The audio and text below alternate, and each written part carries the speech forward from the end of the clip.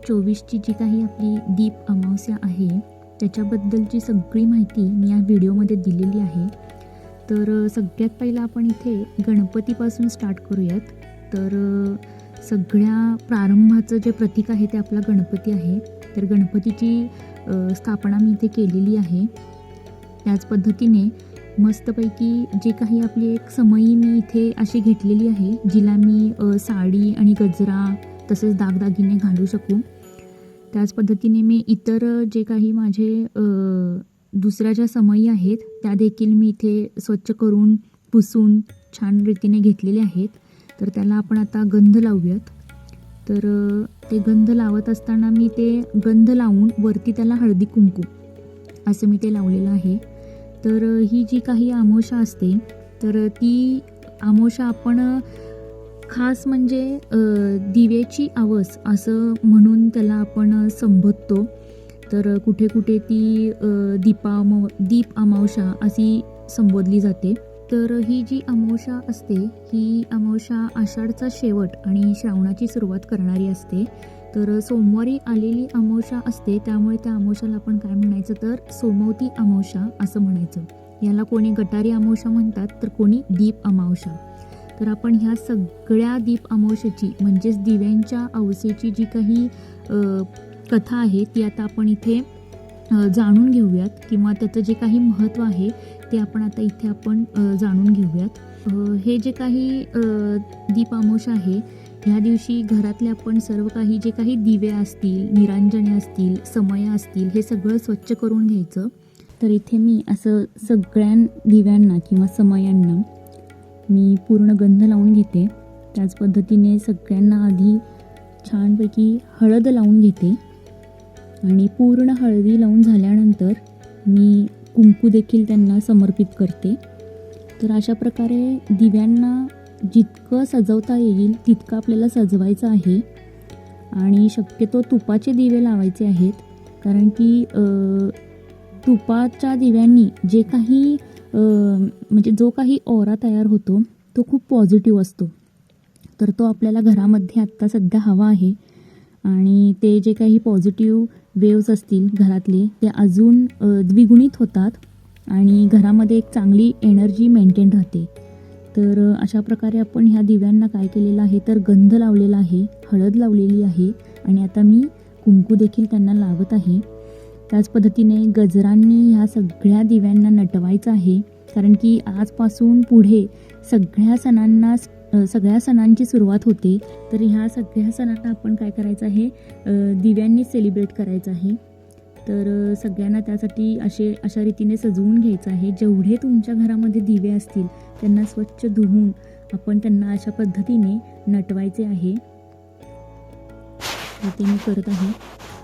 कोणतीही पूजा करत असताना मग ते गणपती उत्सव असो, दिव्यांची पूजा असो, किंवा नवरात्र असो, किंवा आषाढी एकादशी असो, किंवा गोपालकाळा असो, तर ह्या सगळ्यांचं जेव्हा आपण करत असतो तेव्हा त्यामधील जे काही देवी तत्व आहेत ते आपण आपल्यामध्ये घ्यायचे प्रयत्न करत असतो. थोडक्यात काय की समजा उदाहरणार्थ आपण आता आजची दीप अमावस्येची जर उदाहरण घेतलं तर इथे आपण दिव्यांना प्रज्वलित करत असतो. तर आपण स्वतःच्या जे काही आपल्यामध्ये देखील एक शक्ती आहे तर ती देखील आपल्याला प्रज्वलित इथे करायची असते. तर प्रत्येक सण जे आहेत, भारतीय जे सण आहेत ते काही ना काहीतरी आपल्याला देऊन जात असतात. आता गोपालकाळा जर घेतला तर त्या दिवशी आपण बाळ गोपाळला आपण सजवतो, पाळण्यामध्ये घालतो, किंवा त्याच्याकडून काहीतरी आपल्याला शिकण्यासारख्या गोष्टी असतात त्या आपण आपल्यामध्ये आणण्याच्या प्रयत्नांमध्ये आपण तिथे असतो. तर त्यामुळे ह्या प्रत्येक सणांना खूप चांगलं महत्त्व आहे आणि आपण त्या सणांना कशा रीतीने घेतो हे आपल्यावरती डिपेंड आहे. त्यामुळे प्रत्येक सणामधून आपण काहीतरी घेतच राहायचं पॉझिटिव्ह. म्हणजे काय की गोपाळकाळाला आपण जे काही कृष्णाची तत्व आहेत, कृष्णाचे जे काही सुप्त गुण आहेत तर ते आपण आपल्यामध्ये आणण्याचे प्रयत्न करावेत. किंवा दीप अमावस्याला आपण दिव्यांनी किंवा दिवाळीला दिव्यांनी आपण सगळं अंधकार दूर करतो, तर आपण देखील आपल्यामध्ये अशी काही दीप किंवा असं काही आपल्यामध्ये चैतन्य प्रज्वलित करायचं की जेणेकरून आपल्या आजूबाजूच्यांना भरपूर आनंद मिळेल, त्यांचं आपण जे काही दुःख आहे ते थोडं का होईना पण आपण त्यांचं निवारण त्याचं करू शकू. तर अशा रीतीने प्रत्येक सणांमधून, तसेच आपण आता अजून एखादा सण जर घेतला तर नवरात्र म्हणा, तर नवरात्रीमध्ये स्त्रियांना किती महत्त्व असतं. तर स्त्री शक्ती जी आहे ही अफाट आहे, फार अफाट आहे, तर ती अजून आपण द्विगुणित करत असतो. तर प्रत्येक नवदुर्गांचं आपल्यामध्ये प्रत्येक स्त्रियामध्ये एक रूप आहे, तर ते रूपाला आपण काय करत असतो तर आव्हान देत असतो त्या नवरात्रीमध्ये. त्यामुळे आपण ते देखील खूप चांगल्या रीतीने आपण ते सेलिब्रेट करावं आणि त्यातून काहीतरी घेण्याचा आपला एक अट्टहास असावा असं मला वाटतं. आणि जेव्हा आपण एखादी पूजा अर्चा करत असतो घरामध्ये, तेव्हा एक पॉझिटिव्ह वातावरण तयार होत असते आणि ते जे वातावरण आहे ते आपल्या बुद्धीला पोषक बनवत असतं. त्यामुळे आपलं मन जे आहे ते अतिशय सुंदर आणि शांत व्हायला सुरुवात होते. तर हा देखील एक मेडिटेशनचाच प्रकार आहे. तुम्ही एखादी गोष्ट किंवा तुम्हाला आवडणारी गोष्ट जेव्हा तुम्ही मनोभावे करता आणि त्या ठिकाणी जर तुम्ही नेचरला इन्व्हॉल्व करता, म्हणजे निसर्गाला इन्व्हॉल्व करता, मग आता इथे निसर्ग मी काय काय घेतलेला आहे तर तुम्ही पाहू शकताय, अग्नी आहे, फुलं आहेत, पानं आहेत. तर ह्या सगळ्यांना एकत्र करून, जल आहे, ह्या सगळ्यांना एकत्र करून आपण त्या दिव्य शक्तीला द्विगुणित करत असतो. तर त्याने काय होत असते, आपल्या मनाला एक शांती लाभत असते. तर हा एक मेडिटेशनचाच प्रकार झाला ना. त्यामुळे कोणतीही गोष्ट करत असताना आपण ती जर मनोभावे केली तर तिथे आपण मेडिटेशनच करतो. त्यामुळेच हे भारतीय सणांचं महत्त्व इथे आपण लक्षात ठेवलं पाहिजे. आणि पूजेसारखा तर दुसरा मेडिटेशनचा कुठलाच प्रकार मला असा दिसत नाही की जो सगळ्यात टॉप लेवलचा असेल. तर पूजा करणे, हे रिच्युअल्स करणेच हे फारच मेडिटेशनचे अतिशय काय म्हणतो आपण पूरक असे किंवा एक महत्त्वाचे असे हे आहेत, उद्दिष्टे आहेत. आता मी पूर्ण सजवलेलं आहे दिव्यांना. आता मी काय करते तर ह्या दिव्यांना आता मी प्रज्वलित करते. फार सुंदर आपली पूजा इथे झालेली आहे. आता तुम्हीच बघा, हे पाहताना देखील आपण प्रसन्न होतो किंवा येणारी कोणतीही व्यक्ती हे पाहिल्यावर तिच्या मनात इतर कोणताही विचार न येता फक्त मनशांतीचाच विचार येईल. तर म्हणूनच भारतीय संस्कृतीमध्ये जे काही सणवार दिलेले आहेत त्याचे जे काही महत्त्व आहेत ते जाणून घेऊन त्या महत्त्वांना किंवा त्या गुणांना आपल्यामध्ये इन्व्हॉल्व करून आपण त्या पद्धतीने वागावे, हे एक महत्त्वाचं उद्दिष्ट ह्या सगळ्या भारतीय सणांमधून आपल्याला मिळू शकतं.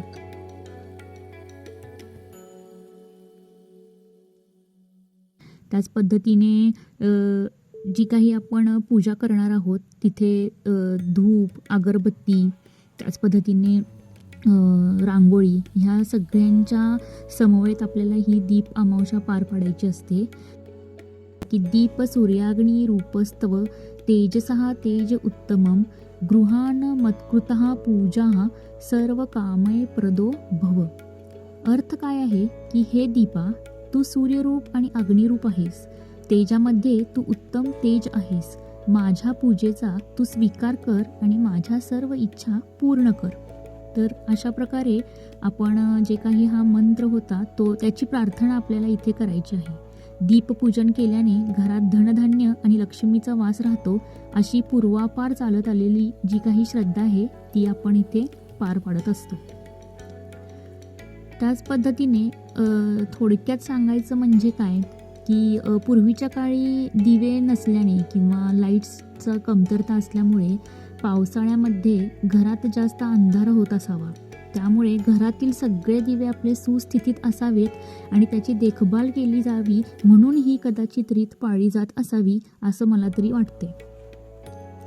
आणि सगळीकडे दीप लावल्यामुळे अमावस्येची जी काही रात्र असेल ती पुन्हा उजळून निघेल, तर सगळीकडे प्रकाश पडेल. ह्या कारणास्तव ही रीत फार पूर्वीपासून चालत आली असावी असं मला तरी वाटतंय. सोमावती अमावस्याला धार्मिक दृष्टिकोनातून भरपूर महत्त्व दिलेलं आहे. तर ह्या दिवशी आपण शिवाची पूजा करतो, पितरांची पूजा करतो, तसेच ज्या काही सुवासिनी स्त्रिया असतात ती शिवपार्वतीची पूजा करून अखंड सौभाग्यासाठी प्रार्थना करत असतात. तसेच सोमवती देवीकडे सौभाग्य टिकून राहण्यासाठी तसेच सुखशांती आनंद कायम राहावा याकरता त्या आशीर्वाद मागत असतात. तर याच्या अनेक कथा आहेत, पण त्यातली एक ठराविक जी काही कथा आहे ती मी तुम्हाला इथे थोडक्यात सांगेन. आणि ती कथा ॲक्च्युली तुम्हाला सोमवती अमावस्याची जी काही ऑनलाईन वगैरे पण त्या व्रतकथांचे पुस्तकं आहेत अवेलेबल ॲमेझॉनवर, तर त्याचे पण मी लिंक खाली डिस्क्रिप्शन बॉक्समध्ये टाकेन. आणि हे म्हणत असताना आपल्याला अजून एक म्हणायचं आहे की सूर्यरूपा आणि अग्निरूपा दिव्या, तू स्वतः तेज आहेस, प्रकाश आहेस, तू आमच्या पूजेचा स्वीकार कर, आमच्या सर्व इच्छा पूर्ण कर, अशी ती नैवेद्य दाखवताना प्रार्थना देखील म्हणायचं आहे.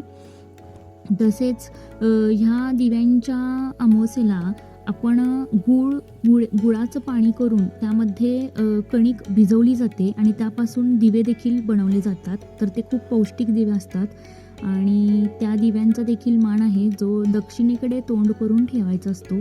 तो दिवा तो कदाचित जे काही पितर अमावस्या देखील ह्याला म्हणतो ना आपण, तर ते पूर्वजांसाठी तो दिवा असतो असं शास्त्रांमध्ये आहे, सांगितलेलं आहे.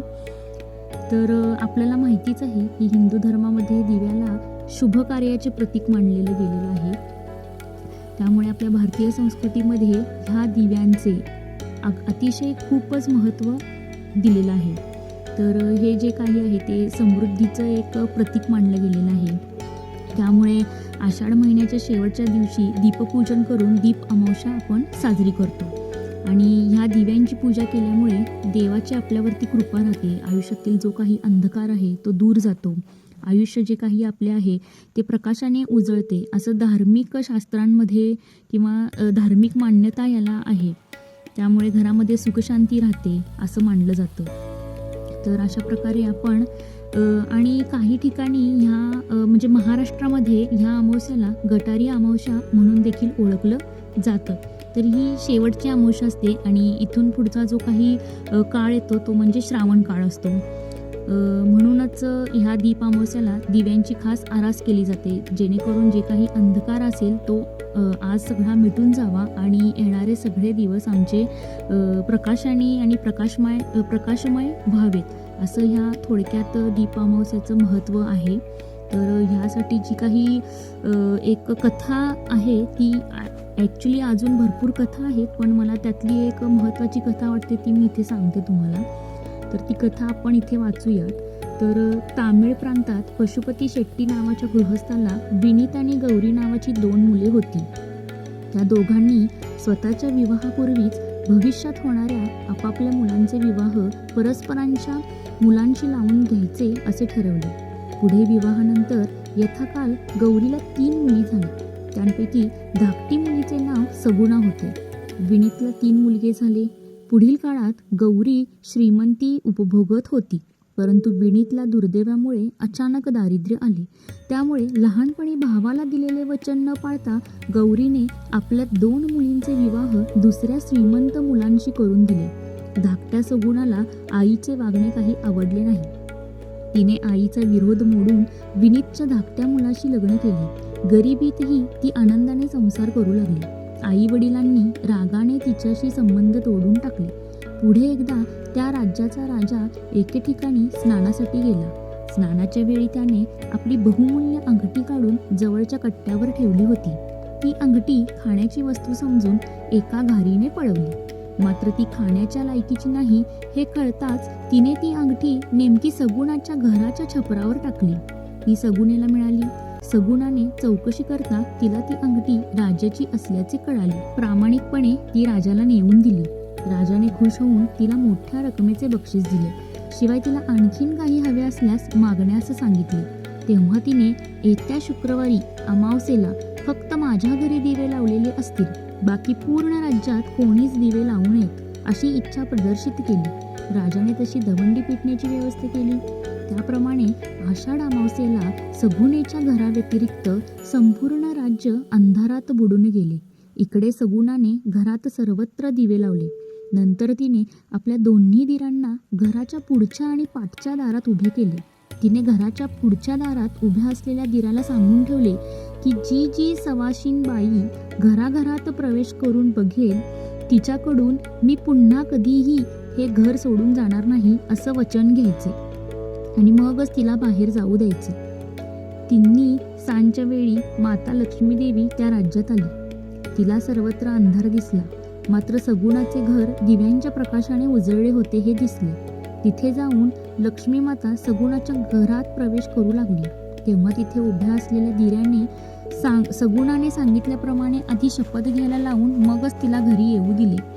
लक्ष्मी घरात येताच तिने सगळ्यात पहिल्यांदा असे म्हणले की मी आता घरामध्ये आलेले आहे, तर मी या घराच्या बाहेर जाणार नाही हे वचन तिने त्या दिराला दिले.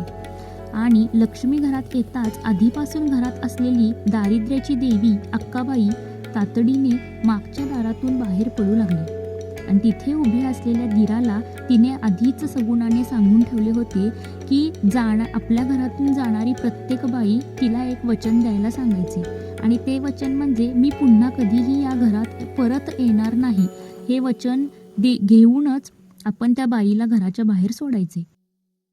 तर अशा रीतीने जी काही दारिद्र्याची देवी होती ती बाहेर गेली आणि लक्ष्मी घरामध्ये नांदू लागली.